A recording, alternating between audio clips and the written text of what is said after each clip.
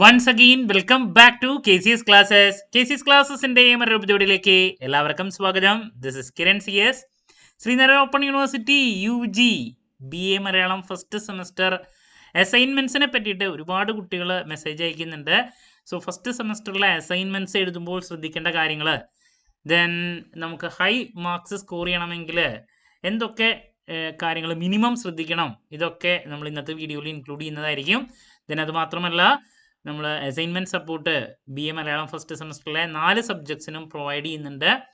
So നമ്മുടെ ക്ലാസ്സിൽ join ചെയ്ത് ക്ലാസ്സസ് ആണെങ്കിലും അസൈൻമെൻറ്റ്സ് ആണെങ്കിലും ആക്സസ് ചെയ്യാൻ താല്പര്യമുള്ള സ്റ്റുഡൻസിനെ ഡിസ്ക്രിപ്ഷൻ ബോക്സിലുള്ള എൻ്റെ വാട്സപ്പ് നമ്പറിൽ കോൺടാക്റ്റ് ചെയ്യാം, ക്ലാസ്സസ് ആക്സസ് ചെയ്യാം. ഓക്കെ, അസൈൻമെൻറ്റ്സും അവൈലബിൾ ആണ് കേട്ടോ. അപ്പോൾ നമുക്ക് ഫസ്റ്റ് സെമസ്റ്ററിലെ BA മലയാളത്തിലുള്ള സബ്ജക്ട്സിൻ്റെ ഡീറ്റെയിൽസ് ഇതൊക്കെയാണ്. ഓൾറെഡി നമുക്ക് അസൈൻമെൻറ്റ്സിന് ഫോളോ ചെയ്യേണ്ട സ്റ്റെപ്പുകൾ പറഞ്ഞിട്ടുണ്ട്. നല്ലൊരു ഇൻട്രൊഡക്ഷൻ വേണം, ബോഡി, കൺക്ലൂഷൻ, റെഫറൻസുകൾ. സോ ഈ ഒരു പാറ്റേൺ ഫോളോ ചെയ്താൽ മാത്രമേ നിങ്ങൾക്ക് സ്കോർ ചെയ്യാൻ സാധിക്കുള്ളൂ. നിങ്ങൾക്ക് മലയാളത്തിൻ്റെ 2 പേപ്പർ ഉണ്ട്, പിന്നെ ഹിസ്റ്റോറിക്കൽ ടൂറിസം മൾട്ടി ഡിസിപ്ലിനറിയിൽ വരുന്നു, പിന്നെ ഇംഗ്ലീഷ് ഫോർ കമ്മ്യൂണിക്കേഷൻ, 4 സബ്ജക്ട്സ് ആണ് വരുന്നത്.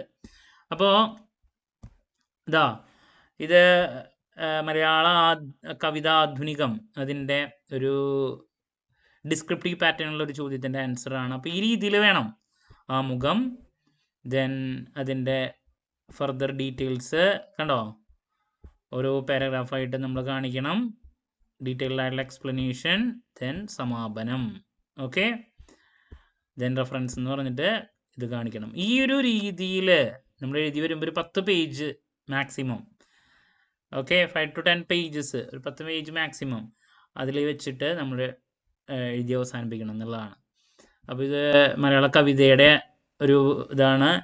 അതുപോലെ തന്നെ അതിൽ മലയാള കവിത ആധുനികത്തിൽ നമുക്ക് അനലറ്റിക്കലിൽ വരുന്ന ഒരു അസൈൻമെൻ്റ് ആണ്. അപ്പോൾ ആദ്യം തന്നെ ഇൻട്രൊഡക്ഷൻ കണ്ടോ ഈ രീതിയിൽ കൊടുക്കണം.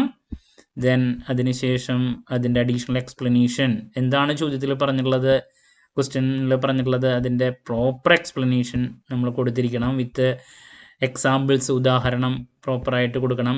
അനാലിസിസ് നടത്തണം. റെഫർ ചെയ്തിട്ട് മാത്രമേ നിങ്ങളത് സബ്മിറ്റ് ചെയ്യാൻ പാടുള്ളൂ. നിങ്ങൾ റെഫർ ചെയ്യുന്ന ബുക്കുകളുടെ ഡീറ്റെയിൽസാണ് ഇവിടെ പിന്നെ കൊടുക്കേണ്ടത്. അത് മറ്റൊരു സബ്ജക്റ്റ്, ആ ഒരു സബ്ജക്റ്റിലെ അസൈൻമെൻറ്റ്സ് ഡിസ്ക്രിപ്റ്റീവ് കണ്ടോ, ഇൻട്രൊഡക്ഷൻ പ്രോപ്പറായിട്ടുള്ളത്, പിന്നെ അതിൻ്റെ ഫർദർ എക്സ്പ്ലനേഷൻ, ഓരോ സബ്ബഡുകൾ വിത്ത് എക്സ്പ്ലനേഷൻ, എക്സാമ്പിൾസ് വെച്ച് കൊടുത്തിരിക്കണം. ഇങ്ങനെയാണ് വേണ്ടത്. ആൻഡ് ഫൈനലി കൺക്ലൂഷൻ, നമ്മൾ ഉപസംഹാരം വിത്ത് റെഫറൻസസ്. ഓക്കെ, മറ്റൊന്ന് ദെൻ അതിൻ്റെ അനലറ്റിക്കലാണ് പിന്നെ വരുന്നത്, ഇൻട്രൊഡക്ഷൻ ഇതുപോലെ കേട്ടോ. അപ്പോൾ ഇങ്ങനെയായിരിക്കണം നിങ്ങളുടെ അസൈൻമെൻറ്റ് പ്രിപ്പറേഷൻ. ഇങ്ങനെ നമ്മൾ ചെയ്താൽ മാത്രമേ നമുക്ക് മാർക്ക് സ്കോർ ചെയ്യാൻ സാധിക്കുകയുള്ളൂ. ഇനി ഹിസ്റ്റോറിക്കൽ ടൂറിസം ഉണ്ട്, അതുപോലെ തന്നെ ഇംഗ്ലീഷ് ഫോർ കമ്മ്യൂണിക്കേഷൻ ഉണ്ട്. അപ്പോൾ ഇത് ഇംഗ്ലീഷ് ഫോർ കമ്മ്യൂണിക്കേഷൻ്റെ കണ്ടോ ഡിസ്ക്രിപ്റ്റീവ് ആണെങ്കിൽ ഈ രീതിയിൽ ആണ്. സോ ഇത് നമ്മൾ പ്രൊവൈഡ് ചെയ്യുന്ന സപ്പോർട്ട് ആണ് ഇങ്ങനെ. ദെൻ കൺക്ലൂഷൻ, റെഫറൻസ്, അതിൽ തന്നെയുള്ള ഡിസ്ക്രിപ്റ്റീവിലെ മറ്റൊരു ക്വസ്റ്റ്യൻ ആണിത്. കമ്മ്യൂണിക്കേഷനെ പറ്റിയുള്ളത് പ്രോപ്പറായിട്ടുള്ള എക്സ്പ്ലനേഷൻ കണ്ടോ ഇങ്ങനെ കൊടുത്തിരിക്കണം. ദെൻ ഫൈനലി എല്ലാത്തിൻ്റെ എക്സ്പ്ലനേഷൻ പ്രോപ്പറായിട്ട്, പിന്നെ കൺക്ലൂഷൻ, റെഫറൻസ്. ഇംഗ്ലീഷ് ഫോർ കമ്മ്യൂണിക്കേഷൻ്റെ അനലറ്റിക്കലിൻ്റെ ഒരു എക്സാമ്പിൾ ടൈപ്പാണിത്. Okay, same. സോ നമ്മൾ പ്രൊവൈഡ് ചെയ്യുന്ന സപ്പോർട്ടൊന്ന് കാണിച്ചു തന്നു മാത്രം. ഈ രീതിയിൽ വേണം നിങ്ങൾ ചെയ്യാൻ. ദെൻ ഇത് ഹിസ്റ്റോറിക്കൽ ടൂറിസം, അതിൻ്റെ നമ്മൾ ഇംഗ്ലീഷ് ടു മലയാളത്തിലുള്ള അസൈൻമെൻറ്റ്സ് അവൈലബിൾ ആണ് നമ്മുടെ കയ്യിൽ. അപ്പോൾ ഇതാണ് മറ്റൊന്ന്. നിങ്ങൾ തന്നെ ചെയ്യുമ്പോൾ നിങ്ങൾ ശ്രദ്ധിക്കേണ്ട കാര്യങ്ങളാണ് പറഞ്ഞത്. ഞാൻ ആ പാറ്റേൺ ഒന്ന് കാണിച്ചു തന്നു മാത്രം കേട്ടോ. ഇങ്ങനെയായിരിക്കണം. കുട്ടികൾ ചോദിക്കുന്നുണ്ട് ആദ്യമായിട്ട് എഴുതുന്നവർ എങ്ങനെയാണ് അതിൻ്റെ പാറ്റേൺ.